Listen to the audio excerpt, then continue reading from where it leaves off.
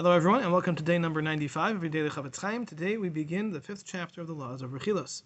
Chofetz Chaim writes in Halacha number 1, the same way it is forbidden to accept Lashon Hara, so too it is forbidden biblically to accept Rechilos, as Rechilos is considered to be included in the prohibition when the Torah says, Leisiso Shem Ashav, you shall not accept the false report, which is one of the many prohibitions that a person violates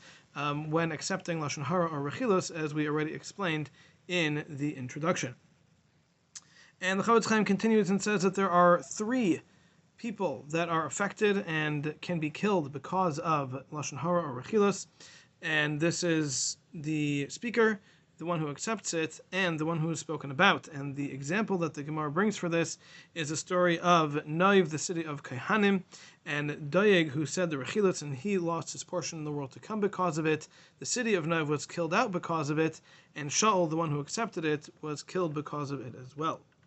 And in fact, the one who accepts it is considered to be worse than the one who repeats it. And our sages also say that anyone who speaks or accepts Lashon Hara or Rechilos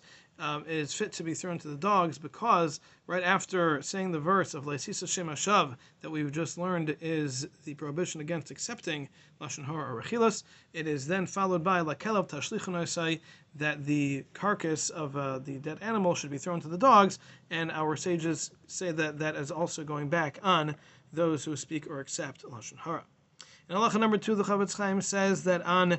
listening to Lashon Hara or Rechilos, there is also a prohibition, even though it's not quite as bad as accepting it.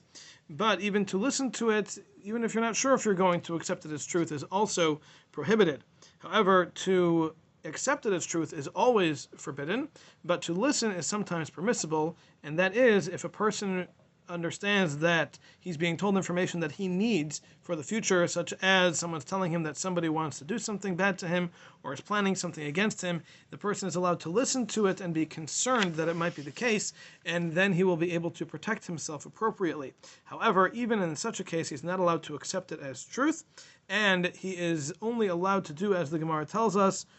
Derech Chashash Ba'alma, that when it comes to Lashon Hara and Rechilos, a person is allowed to listen to it if it's going to apply to them and they need that information. However, Lekabule Lemibay are not allowed to accept it as truth. And we've already explained back in Hilchos Lashon Hara all the details of how to go about doing that, and all of those same rules will apply here when it comes to Rechilos as well.